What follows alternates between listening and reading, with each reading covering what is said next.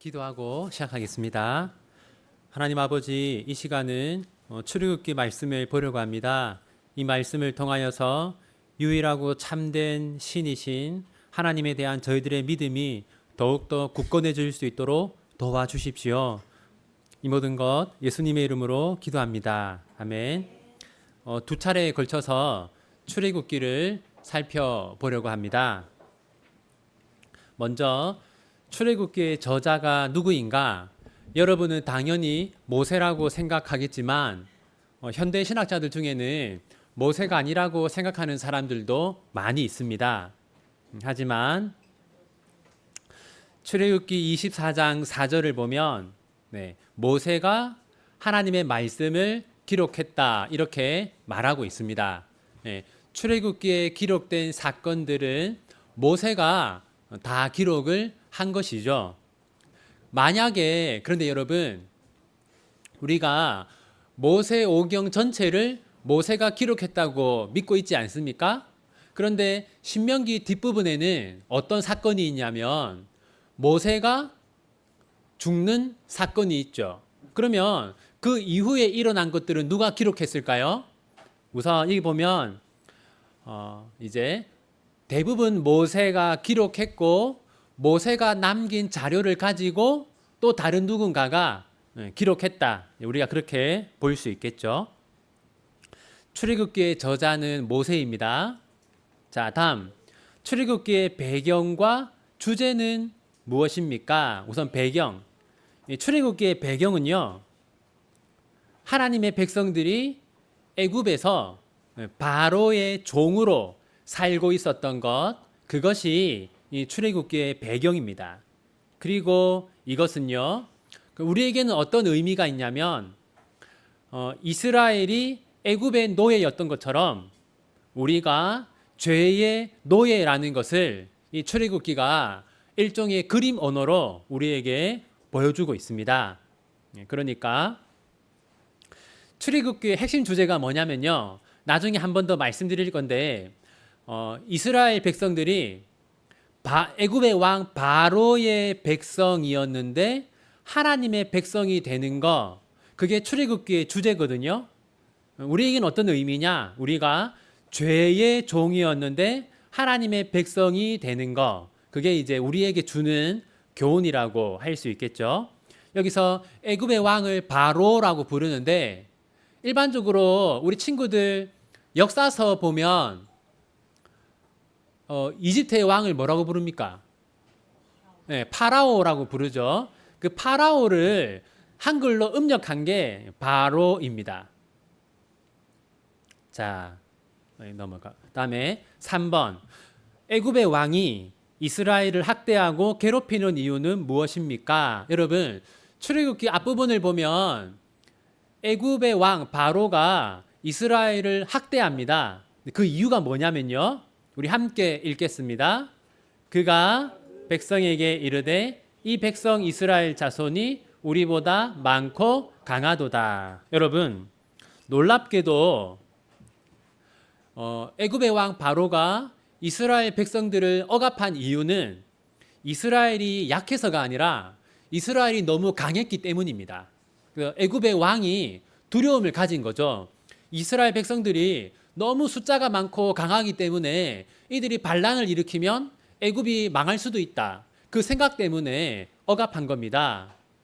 자, 그러면 여러분, 어떻게 이스라엘 백성들은 400년 전에 야곱과 함께 애굽으로 들어왔잖아요. 그때 70명이 들어왔어요. 그런데 400년 만에 애굽보다, 그러니까 애굽 사람들이 두려워할 만큼 숫자가 많이 늘어난 겁니다. 우리가 여기서 뭘 알 수 있냐면 창세기 12장 2절 보면요, 하나님이 아브라함에게 뭐라고 약속했냐면 내가 너로 어떤 민족? 내가 너로 큰 민족을 이루겠다라고 약속하셨어요. 그러니까 그 약속이 이루어진 것이다, 우리가 알 수 있죠. 그 다음에 창세기 15장 5절을 보면요, 하나님이 아브라함에게 뭐라고 했냐면 너의 자손이 하늘의 별처럼 많아질 것이다 라고 했는데 그러한 하나님의 약속이 이루어졌음을 알 수 있습니다. 여러분, 그러니까 하나님은 하나님의 백성들의 숫자가 많아질 거다라고 했고, 그러니까 애굽의 왕이 하나님 백성들의 숫자를 줄이려고 억압하잖아요. 그러니까 이것은 우리가 보지 못하는 그 사건의 이면에 사탄의 역사가 있음을 알 수 있는 것이죠. 자, 4번. 모세라는 이름의 뜻은 무엇입니까? 자, 여러분, 지금 어떤 여자가 아기를 안고 있죠? 누구일까요? 네, 맞습니다. 모세의 어머니예요. 왜 아기를 숨기고 있을까요? 네, 지금 이스라엘 백성들이 숫자가 너무 늘어나니까 남자 아기가 태어나면 다 죽이라고 했어요. 그런데 성경을 보면 이제 모세의 부모가 모세를 보았는데 범상치 않게 생겼다는 걸 알게 되었어요. 그게 무슨 말이냐면 그 히브리어 원어를 보면 모세의 부모가 모세를 보았는데 모세가 아름다웠다라고 되어 있어요. 그런데 그때 사용된 아름답다라는 단어는 일반적으로 사람에게는 사용하지 않고 하나님에게 사용하는 단어입니다. 그러니까 그게 문맥적으로 어떤 뜻이냐면 모세의 부모는 이 아기 모세를 보았을 때 하나님이 보낸 구원자라고 생각을 했던 것이죠. 왜냐하면 계속해서 이스라엘 백성들은 구원자가 오기를 기다리고 있었거든요. 네, 그래서 모세의 어머니는 왕의 명령을 어기고 모세를 살리려고 해요. 자, 그래서 모세의 어머니가 모세를 이제 갈대 상자에 넣어서 떠내려 보내잖아요. 그죠? 네. 그래서 누가 발견합니까? 바로의 딸 애굽의 공주가 발견하죠. 그래서 애굽의 공주가 그 나일 강에서 모세를 건져냅니다. 모세가 뜻이 뭐냐면 건져내다라는 뜻이에요. 그러니까 나일 강에서 건져냈다라는 뜻으로 모세라고 지은 거죠. 그런데 여러분, 건져내다에는 또 다른 의미도 있는데요. 자, 우선 모세라는 이름의 뜻은 건져내다이고, 근데 또 모세가 어떤 일을 하냐면 이스라엘을 애굽에서 건져내는 사람이 됩니다. 그러니까 애굽의 공주가 모세에게 모세라는 이름을 지은 것이 그냥 우연히 그렇게 된 것이 아니라 거기에도 하나님의 섭리가 있다는 것을 알 수 있죠. 그리고 여러분, 보시면 왜 모세의 어머니는, 여러분 한번 여기 엄마들 다 한번 생각해 보세요. 엄마들 엄마가 없어요 지금. 자, 여기 엄마들 한번 생각해 보세요. 여러분의 아기가 1살이나 2살인데 그냥 튜브에 아기만 넣어서 저기 낙동강에 떠내려 보낼 수 있겠습니까? 네. 할 수 없겠죠, 그죠? 그러니까 이렇게 했다는 것은 모세의 부모는 모세가 하나님이 보낸 특별한 사람이라는 것을 확신하고 있었어요. 그렇기 때문에 나일강으로 떠내려 보내도 하나님이 무언가 하실 것이다 라는 믿음이 있었기 때문에 그렇게 한 것이죠. 실제로 그때 모세의 어머니는 일이 어떻게 되는지를 지켜보고 있었어요. 자, 5번. 하나님께서 이스라엘 백성을 출애굽시키시는 이유는 무엇입니까? 자, 여기 뭐라고 되어 있냐면 우리 함께 읽겠습니다. 하나님이 고통 소리를 들으시고 하나님이 아브라함과 이삭과 야곱에게 세운 그의 언약을 기억하사. 자, 여기까지. 여러분, 그 하나님이 아브라함을 부르면서 뭐라고 했냐면 창세기 12장 1절, 2절, 3절 보면 내가 너희들에게 땅을 주겠다. 또 내가 너로 큰 민족을 이루겠다라고 하잖아요. 자, 그러니까 하나님은 이 언약을 지키기 위해서 아브라함의 후손들을 애굽에서 구원하는 겁니다. 네, 그래서 구원하셔서 약속하신 대로 가나안 땅을 주기 위해 다시 가나안으로 인도하는 것이죠. 그러니까 언약을 기억하사 그렇게 하셨다. 6번 모세를 부르신 하나님은 자신을 어떻게 소개하십니까? 하나님의 이름은 무엇입니까? 자, 여러분 우선 여기 보면 이제 지금 매를 맞으면서 일하는 사람들은 누구겠어요? 이스라엘 백성들. 그리고 때리고 있는 사람은 애굽 사람들이겠죠. 자, 그런데 이때 이제 애굽의 공주의 딸로 자랐던 모세는 히브리서에 보면 자기 동족을 구원하겠다라는 마음을 먹었다고 돼 있어요. 그래서 모세는 자기 동족을 구원하기 위해서 그 애굽 사람을 죽입니다. 그런데 이것이 이제 들통이 나고 소문이 나면서 모세는 결국 광야로 도망을 가게 되죠. 그래서 40년 동안 광야에서 목자로 살게 됩니다. 근데 어느 날 이제 광야에서 양을 치던 모세가 신기한 광경을 보게 돼요. 뭘 보게 되냐면 떨기나무에 불이 붙은 것을 보게 됩니다. 근데 이게 왜 신기한 거냐면요. 여러분, 이 떨기나무는 아주 가늘다고 합니다. 그리고 광야에 있는 떨기나무는 잎사귀가 많거나 그런 게 아니라서 불이 붙으면 금방 타서 없어진대요. 마치 여러분 그 볕단에 불이 붙으면 금방 타잖아요. 네. 그런데 이 나무에 붙은 불이 꺼지지가 않는 거예요. 그래서 모세가 이상하다 하고 가서 보았더니 그때 그 떨기나무 불길 속에서 하나님이 이렇게 말씀했어요. 자, 하나님이 자기가 누구라고 말합니까? 나는 스스로 있는 자다라고 했어요.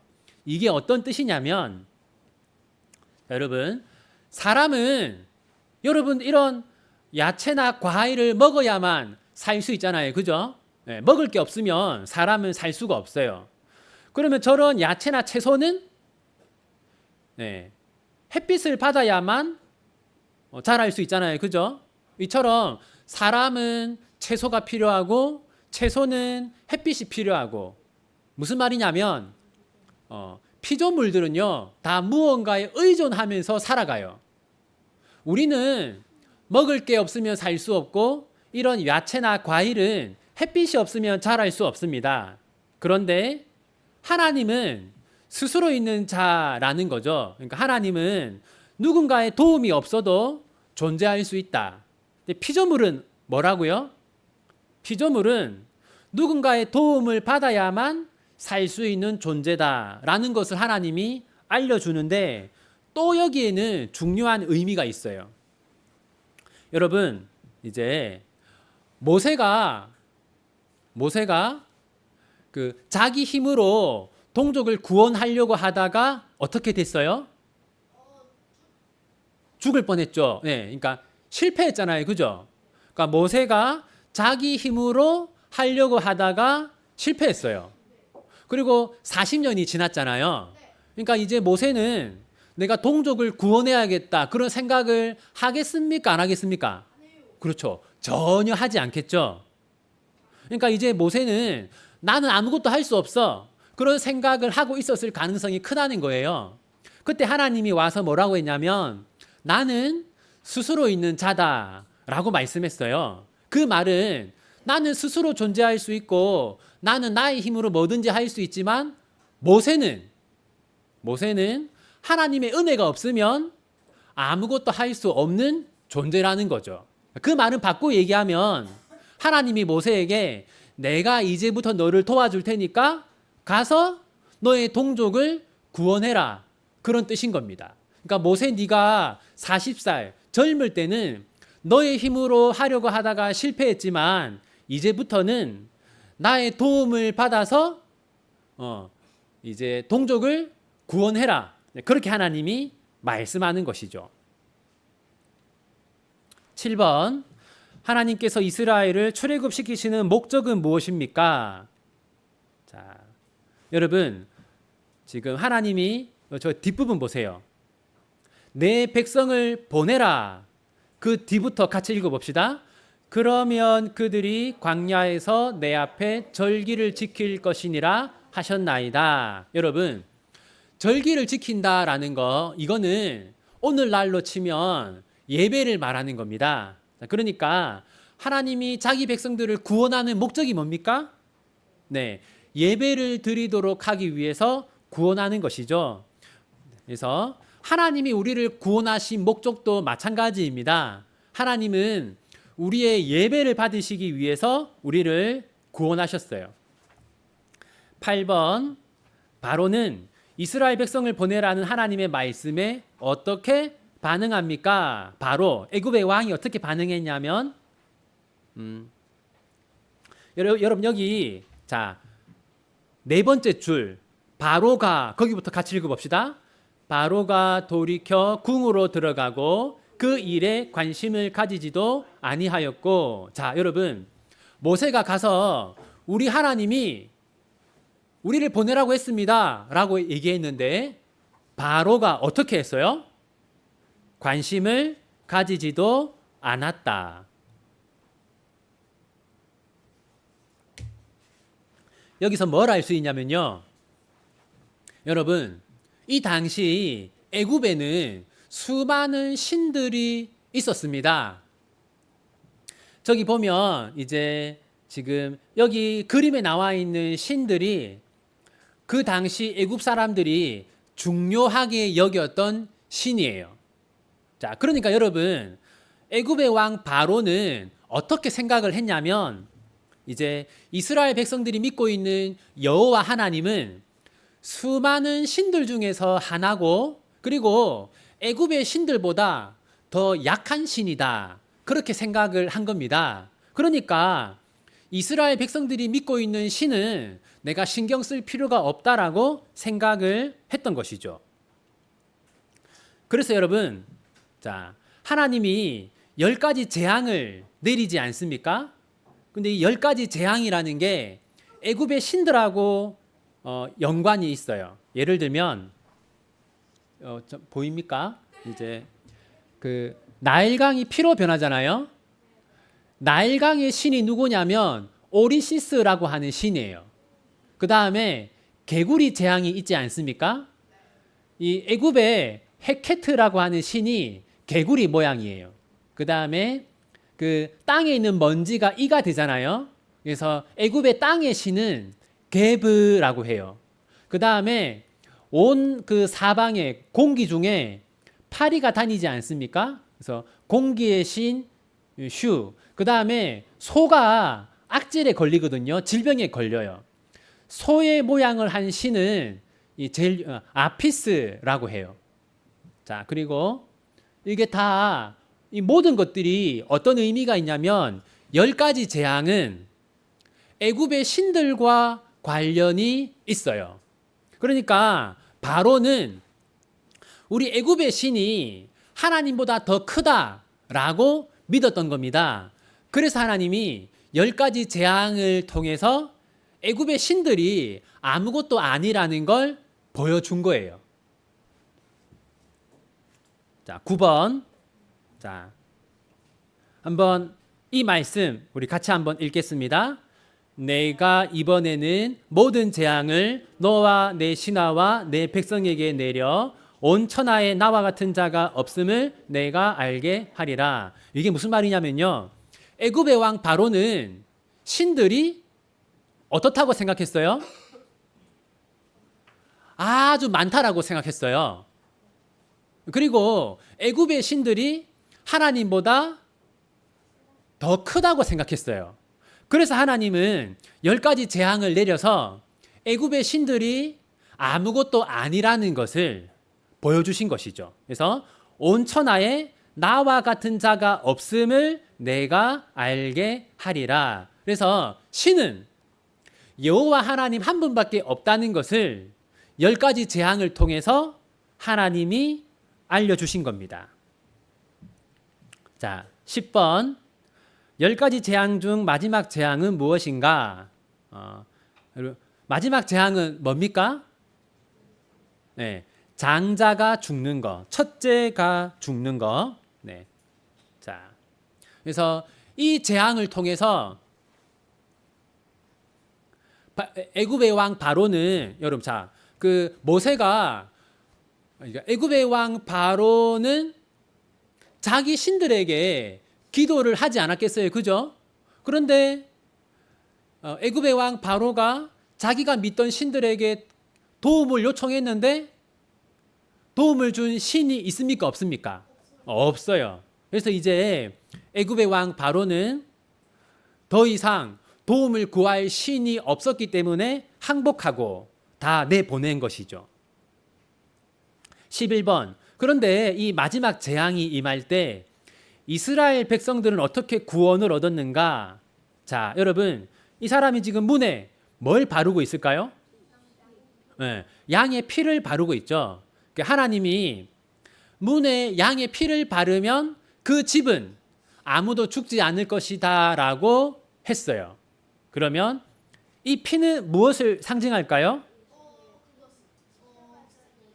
네, 이건 예수님이 십자가에서 흘리신 피를 상징하는 것이죠. 그래서 이 피가 어린 양의 피를 발랐거든요. 그래서 세례 요한이 요한복음 1장에서 예수님 보고 뭐라고 했습니까? 보라, 세상 죄를 지고 가는 하나님의 어린 양이로다. 그 뜻입니다. 12번. 자, 이제 홍해 바다. 보시면 이제 이게 지금 이게 홍해 바다거든요. 이게 홍해 바다고 여기 이스라엘 백성은 비하히롯이라고 하는 곳에 있었어요. 그래서 앞에는 홍해 바다고 뒤에는 애굽의 군대가 있었습니다. 자, 근데 그때 하나님이 이렇게 홍해 바다를 가르잖아요. 여러분, 여기에는 중요한 의미가 있습니다. 그게 뭐냐면요. 자, 신약 성경에 오면 이 홍해 바다가 갈라진 게 세례라고 말해요. 우리 같이 한번 읽겠습니다. 모세에게 속하여 다 구름과 바다에서 세례를 받고. 네, 여러분, 그러니까 세례가 뭐냐면요. 여러분, 세례라는 것은 내가 세상에 속한 사람이 아니고 하나님께 속한 사람이다. 그걸 나타내는 게 세례거든요. 그러니까 하나님은 이 홍해 바다가 갈라지는 사건을 통해서 이제부터 너희들은 바로의 백성이 아니라 나의 백성이다 라고 가르쳐 준 겁니다. 그래서 이걸 성경이 세례라고 말하는 것이죠. 자, 마지막 13. 홍해를 건넌 이스라엘은 어떤 반응을 보입니까? 우리 같이 읽겠습니다. 이때에 모세와 이스라엘 자손이 이 노래로 여호와께 노래하니 일러스되 내가 여호와를 찬송하리니 그는 높고 영화로우시며 말과 그 탄 자를 바다에 던지셨음이로다. 네. 그래서 이 찬송에서 중요한 거는요. 이스라엘 백성들이 하나님이 애굽의 왕 바로를 심판하셨다.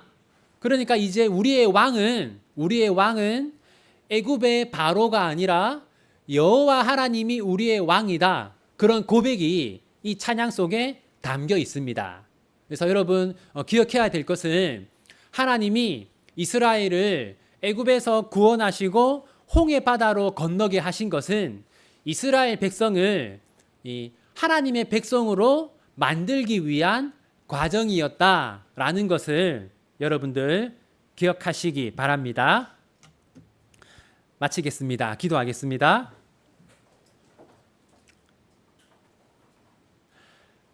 사랑과 은혜가 많으신 하나님 아버지, 저희들을 우리 비전교회 성도들을 예배의 자리로 인도해 주셔서 감사합니다. 하나님, 하나님이 저희를 하나님의 백성으로 하나님의 자녀로 부르셨지만 특히 저희를 한 교회로 부르셨습니다. 하나님, 그러므로 한 교회를 이룬 저희들이 더욱더 서로를 아끼고 사랑하게 하여 주시고 마음으로 물질로 우리의 사랑을 서로 나누게 하여 주십시오. 그리하여서 우리 교회가 사랑이 많은 교회, 하나님 보시기에 큰 교회가 되게 하여 주십시오. 하나님께서 애굽에서 여러 가지 이적을 행하심으로 이스라엘을 하나님의 백성으로 바꾸어 주셨습니다. 하나님, 우리 비전교회 성도들도 이 세상에서 살고 있지만 하나님의 백성임을 잊지 않게 하시고 세상 사람들과 구별된 삶을 살 수 있도록 도와주십시오. 특별히 기도하옵기는 우리 비전교회의 어린 아이들, 우리 주일학교 아이들이 하나님의 백성임을 자각하고 학교에서나 어디서나 말과 행동을 거룩하게 할 수 있도록 도와주시고 악한 친구들에게 물들지 않으며 도리어 하나님의 나라를 확장하는 하나님의 일꾼으로 살아갈 수 있도록 은혜를 더하여 주십시오. 더운 여름 비전교회 성도들 건강 상하지 않도록 몸과 마음을 지켜주시고 날마다 기도와 말씀으로 하나님과 동행하는 자들이 될 수 있도록 도와주십시오. 이 모든 것 예수님의 이름으로 기도합니다. 아멘.